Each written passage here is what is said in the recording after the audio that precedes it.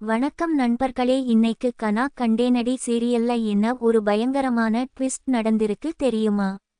காதலுக்காக உருகும் அன்பரசி ஒரு பக்கமும் குடும்பத்துக்காக தியாகம் செய்யும் கதிர் இன்னொரு பக்கமும் இருக்க இவங்களை பிரிக்க என்ன ஒரு கொடூரமான சதி நடக்குதுன்னு தெரிஞ்சா நீங்களே ஆடிப்போயிடுவீங்க.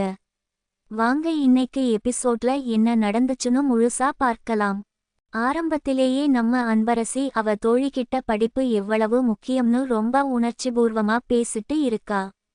வாழ்க்கையில படிக்க சான்ஸ் கிடைக்காதவங்களுக்கு தான் அதோட அருமை தெரியும்னு அன்பரசி சொல்லும் போது அவ மனசுல எவ்வளவு வலி இருக்குன்னு நமக்கு நல்லாவே புரியுது. அதுக்கு அப்புறம் அன்பரசி கேண்டீன்ல இருக்கும்போது குடும்பத்து பெரியவங்க வராங்க. அவங்க ஒரு பரிகார பூஜைக்கு ஏற்பாடு செஞ்சிருக்கோம், அதுல 3 இளம் தம்பதிகள் கலந்துக்கணும், அதுல அன்பரசியும் கதிரும் கண்டிப்பா வரணும்னு சொல்றாங்க. இதை கேட்டதும் அன்பரசிக்கு கொஞ்சம் குழப்பமா இருந்தாலும் கதிரோட சேர்ந்து பூஜையில உட்கார போறோம்னு ஒரு சின்ன சந்தோஷமும் அவ முகத்துல தெரியுது. இன்னொரு பக்கம் நம்ம கதிர் ரொம்ப சோர்வா வீட்டுக்கு வர்றான்.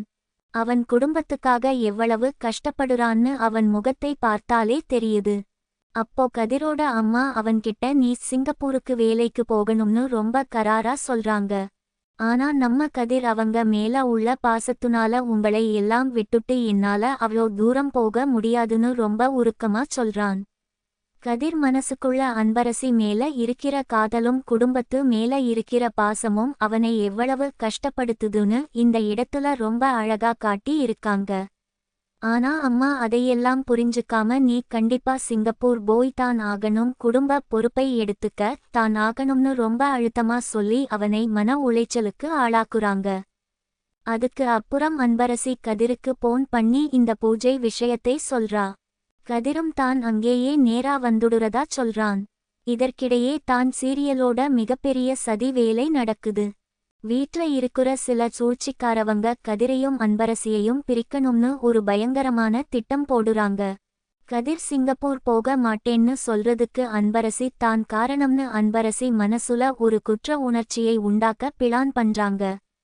அது மட்டுமில்லாம ஜோதியோட வெளிநாட்டு படிப்புக்காக ஒரு போலி சம்பள ரசீது ரெடி பண்ணி லோன் வாங்கி அந்த லோனை அடைக்க கதிரை கட்டாயப்படுத்தி சிங்கப்பூருக்கு அனுப்பி அன்பரசியையும் கதிரையும் நிரந்தரமா பிரிக்கணும்னு ஒரு கொடூரமான சதியை தீட்டுறாங்க. இதை கேட்கும் போதே நமக்கு பகீர்னு இருக்கு. இந்த சதி ஒரு பக்கம் இருக்க அன்பரசி ரொம்ப ஆசையா பூஜைக்கு கிளம்புறா. கதிர் வந்து அவளுக்கு வளையல் எல்லாம் போட்டு விட்டு அவளை அழகு பார்க்குறான். 2 பேருக்கும் இடையில உள்ள அந்த காதல் ரொம்ப அழகாவும் உணர்ச்சிபூர்வமாவும் இருக்கு. ஆனா இந்த சந்தோஷம் ரொம்ப நேரம் நீடிக்கல.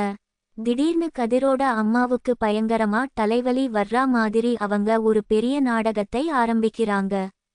வலியில துடிக்குற மாதிரி அவங்க நடிக்கிறதை பார்த்து கதிரும் அன்பரசியும் ரொம்பவே பதறிப்போய் அவங்களை ஹாஸ்பிடலுக்கு கூட்டிட்டு போக துடிக்கிறாங்க. ஆனா அந்த அம்மா ஹாஸ்பிடலுக்கும் வரமாட்டேன்னு அடம்பிடிச்சு கதிரை மட்டும் தன்னுடனே இருக்க சொல்லிட்டு அன்பரசியை மட்டும் தனியா பூஜைக்கு போக சொல்றாங்க. குடும்ப மரியாதையை காரணம் காட்டி அவங்க போடுற இந்த சென்டிமெண்ட் பிளாக்மெயில் ரொம்பவே கொடூரமா இருக்கு. கடைசியில அன்பரசி வேற வழி இல்லாம கதிரை விட்டுட்டு அவளோட தோழி ராணியோட ஆட்டோவுல தனியா பூஜைக்கு கிளம்புறா.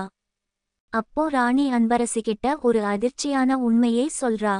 கதிரோட அம்மாவுக்கு எந்த தலைவலியும் இல்லை, அவங்க நீயும் கதிரும் சேர்ந்து பூஜையில உட்கார கூடாதுன்னு தான் இப்படி ஒரு பொய்யான நாடகத்தை ஆடி உங்களை பிரிச்சு விட்டுருக்காங்கன்னு சொல்றா. இதை கேட்டதும் அன்பரசி அப்படியே அதிர்ச்சியில உறைஞ்சு போயிடுறா.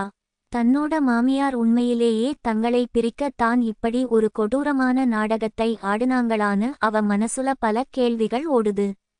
அப்படியே அவ முகத்துல ஒரு பெரிய ஏமாற்றத்தோடையும் வலியோடும் இன்னைக்கு எபிசோட் ரொம்ப பரபரப்பா முடிஞ்சிருக்கு.